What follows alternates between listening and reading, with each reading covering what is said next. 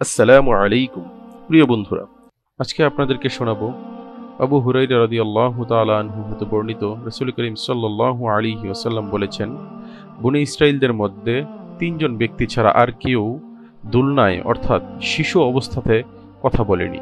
প্রথমত ঈসা ইবনে মারিয়াম আলাইহিস সালাতু ওয়াস সালামের গর্ভে ঈসা আলাইহিস সালাম অলৌকিকভাবে জন্মগ্রহণ করলে লোকজন তার ব্যাপারে সন্দেহ করতে লাগলো। তখন মারিয়াম আলাইহিসসালাম এর ইঙ্গিতে মুসা আলাইহিসসালাম তার মাতার পক্ষ থেকে জবাব দিয়ে বললেন, আমি আল্লাহর দাস, তিনি আমাকে কিতাব ইনজিল প্রদান করেছেন এবং আমাকে নবী করেছেন। আমি যেখানেই থাকি তিনি আমাকে বরকতময় করেছেন। তিনি আমাকে জোরালো নির্দেশ দিয়েছেন যতদিন জীবিত থাকি ততদিন সালাত ও জাকাত আদায় করতে এবং আমার মায়ের অনুগত থাকতে। আল্লাহ আমাকে উদ্যত ও হতবাগা করেনি। আমার প্রতি তিনি শান্তি নাজিল করেছেন যেদিন আমি জন্মগ্রহণ করেছি, যেদিন আমি মৃত্যুবরণ করব এবং যেদিন জীবিত পুনরুত্থিত হব।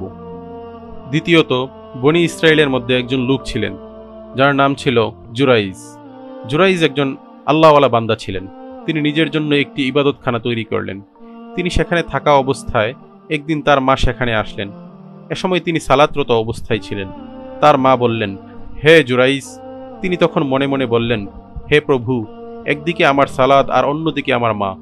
জুরাইজ সালাতরত অবস্থায় থাকলেন। তার মা চলে গেলেন। পরবর্তী দিন তার মা আবার আসলেন। এবারও তিনি সালাতরত অবস্থায় মগ্ন ছিলেন। তার মা তাকে ডাকলেন, হে জুরাইজ। তিনি মনে মনে বললেন, হে প্রভু, একদিকে আমার সালাত আর অন্যদিকে আমার মা। তিনি তার সালাতরত অবস্থায় থাকলেন। এভাবে তৃতীয় দিনে জুরাইজ একই কাজ করলে তার মা বললেন, হে আল্লাহ, একে তুমি জানাকারী নারীর মুখ না দেখা পর্যন্ত মৃত্যু দিও না। বনী ইসরায়েলদের মধ্যে জুরাইজ ও তার ইবাদতের কথা আলোচিত হতে লাগল। এক ব্যভিচারী নারী ছিল। সে উল্লেখযোগ্য রূপ সৌন্দর্যের অধিকারিণী ছিল। সে বলল, তোমরা যদি চাও আমি জুরাইজকে বিভ্রান্ত করতে পারি। সে তাকে ফুসলাতে লাগল, কিন্তু তিনি সেদিকে ভ্রুক্ষেপ করলেন না। অতঃপর সে তার ইবাদতগাহের কাছাকাছি এলাকায় এক রাখালের কাছে আসলো। সে নিজের উপর তার অধিকার দিল এবং উভয়ে ব্যভিচারে লিপ্ত হলো। এতে সে গর্ভবতী হলো। সে বাচ্চা প্রসব করে বলল, এটা জুরাইজের সন্তান। বনে ইসরায়েলের লোকেরা ক্ষিপ্ত হয়ে তার কাছে এসে তাকে ইবাদতগাহ থেকে বের করে আনলো। তার ইবাদতগাহ ধূলিসাৎ করে দিল এবং তাকে মারধর করতে লাগলো। জুরাইজ বললেন, তোমাদের কি হয়েছে? আমাকে মারছ কেন? তারা বলল, তুমি এই নষ্টা মহিলার সাথে জানা করেছ, ফলে একটি শিশু ভূমিষ্ঠ হয়েছে। তিনি বললেন, শিশুটি কোথায়? তারা শিশুটিকে নিয়ে আসলো। জুরাইজ বললেন, আমাকে একটু সুযোগ দাও, সালাত আদায় করে নিই। তিনি সালাত আদায় করলেন। সালাত শেষ করে তিনি শিশুটির কাছে এসে তার পেটে খোঁচা মেরে জিজ্ঞেস করলেন, এই শিশু, তোমার পিতাকে? সে বলল, আমার পিতা অমুক রাখাল। উপস্থিত লোকেরা তখন জুরাইজের নিকট এসে তাকে চুম্বন করতে লাগলো এবং তার শরীরে হাত বুলাতে লাগলো। আর তারা বলল, এখন আমরা তোমার ইবাদতগাহটি সোনা দিয়ে তৈরি করে দিচ্ছি।